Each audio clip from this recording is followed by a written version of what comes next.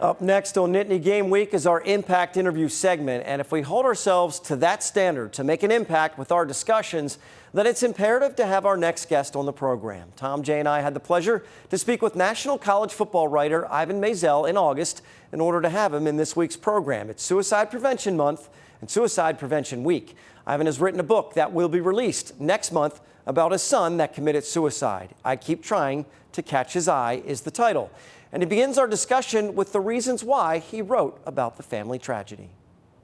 Well, thanks for having me, first of all. I Keep Trying to Catch His Eye is a memoir I wrote. It will be published on October 26th by Hachette. And it's about our son, Max, who died in February of 2015. He ended his life. He was a junior in college at RIT. We didn't understand the depth of his struggle. The people he told didn't help him as much as you'd like. I think I wrote the book because for a number of reasons. One, I didn't want Max to be defined by how he ended his life. I wanted to tell people who he was. Second, I witnessed a lot of very well-meaning people do and say a lot of just not comforting things to us. And I wanted to tell people what our experience was like so that they would be a little more familiar with it. If, God forbid, it happens to them or it happens to somebody they know, to illustrate what what our lives were like as best I could and as honestly as I could, so that maybe it would help people to deal with either grief or people they know who are grieving. Ivan, having read it, really is a powerful book. I think one of the most powerful elements of it is when you go into some depth about your relationship with your wife and how you guys really kind of had to come to terms with that, allowing each other to grieve in your own way. Talk a little bit about that and that lesson that you got from elsewhere that really helped you guys through that, because so many situations like this create marriages that kind of sometimes drift apart. There are a lot of couples who divorce after the death of a child. And what we learned, and through a little bit of investigation and through our own experiences, it's not the death of the child per se that causes the divorce. It's judging each other's grief that causes the tension. And that was something we sort of knew intuitively. Meg and I have been together a very long time, and we've always sort of, you do you, you be who you are and I'll be who I am, and tried not to change each other too much. And in this case, that happened to be the right strategy for our marriage to withstand this terrific blow. Ivan, Tom Bradley, how are you? How you been? We haven't talked since I was in LA, but it's good to see you again. And hey, getting off that topic a little bit, we want to get on to another segment here. I want to talk to you about the name, image, and likeness, and your thoughts on name, image, and likeness, and where that's heading.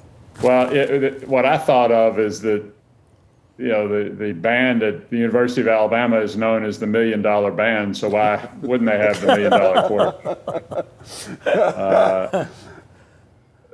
But yeah, it's crazy. And I think the first 3 to 5 years, it's going to be nuts. I mean, what happens if Bryce Young is,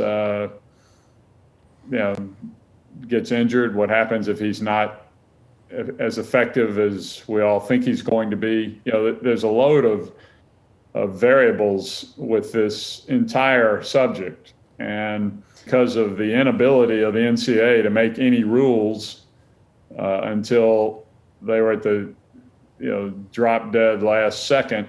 And even then, they're all now looking at Washington and saying, please. And that's never an effective strategy to get anything done.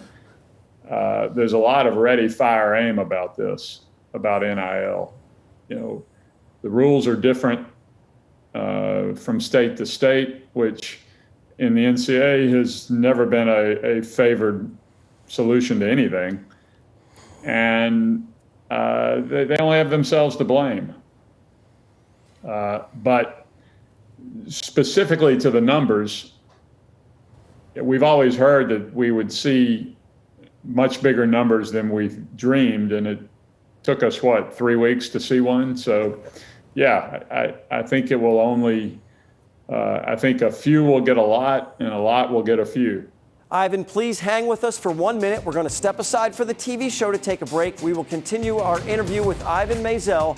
There's so much more to talk about when it comes to college football. If you want to see the entire conversation, make sure you go to NittanyGameWeek.com for the extended interview along with other web-exclusive content. The three of us are old enough to have read or seen your material in many different platforms and enjoyed and digested it. The changing landscape of media, as well as the changing landscape of college football. Where can viewers, listeners, fans of yours be able to see your work now? We understand that you got a new venture going with On3 Sports. Tell us a little bit about that and how that came about. Sure. There's the swag right there. See it? And our address Yeah, is. hey, it's large, Ivan. It's large. Okay. Yeah. And you have anything in kind of a burnt sienna color? It goes good coloring for me. Yeah.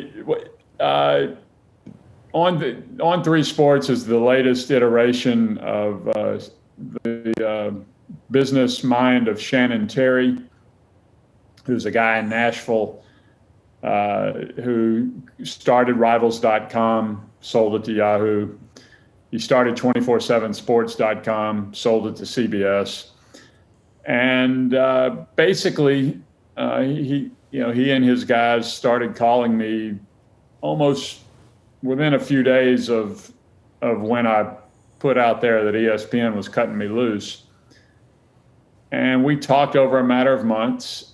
And what On3.com will be is essentially somewhere, it'll be a website.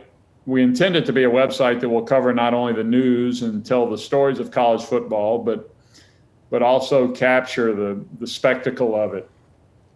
What I think there's no sport in our country that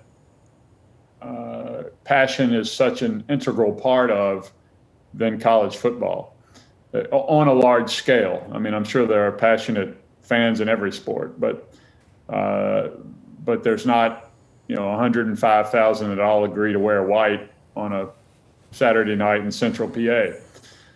So I think with that in mind, On3.com will, these guys have always covered recruiting very heavily, and we intend to do that. We have a recruiting staff that is very good, going to be a large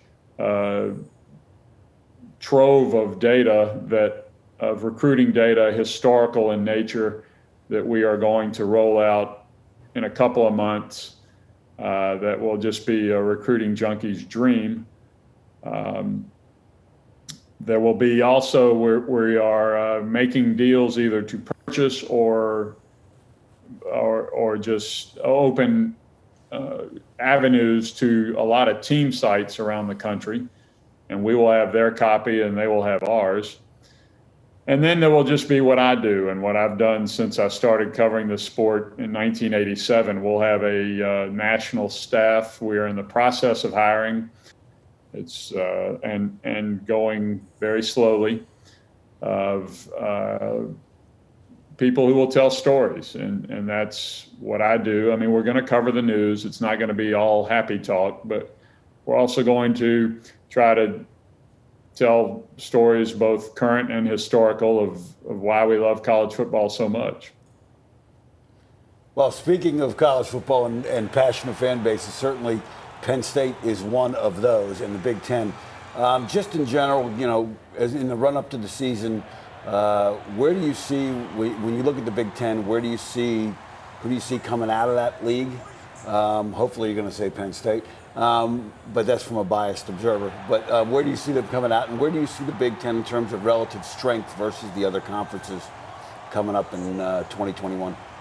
Well, I think if the recent news in the SEC has done nothing else, it's spotlighted the fact that what we have thought of as the Power Five is now there's a different, there's a strata within it. There's really now a Power Two, and the SEC has not pulled a fast one on the Big Ten, but they've struck the first blow or the next blow. And it will be curious. I'm curious to see, does the Big Ten try to match the SEC, or are they feel like their hand is pretty good and they'll just hit? There's a lot about this that's going to unroll in the days and weeks to come. So I'm not going to sit here and speculate on it, because I don't know, and I'm not going to pretend to know. But I think it's pretty clear that the ACC and the Pac-12, probably in that order, have some catching up to do, and I don't know what becomes of the 8 other schools in the Big 12, and it's certainly not good. You are the Big Ten commissioner at this time. Where would you like to go to? What teams would you like to get? Where do you think they could get? Do they need a couple teams? So where would you go? Exactly. I don't think there's an easy answer to that, Scrap. Jim Delaney made a run at Georgia Tech, tried to pry them out of the ACC to get into the Atlanta market, which was a brilliant idea.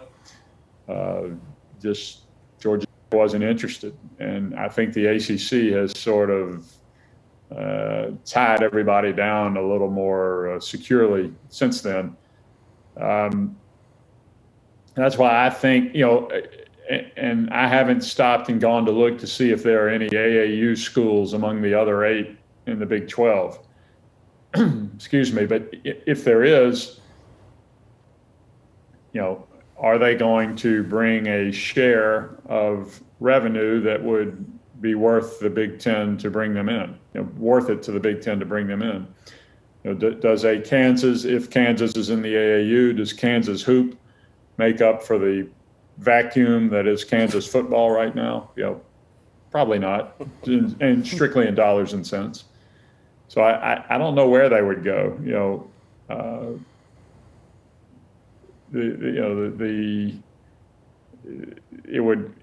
The only other place they could go is to try to make a run at somebody in the Pac-12 just to establish a beachhead out there. But dollars and cents wise, and for non-revenue sports, that doesn't make a lot of sense.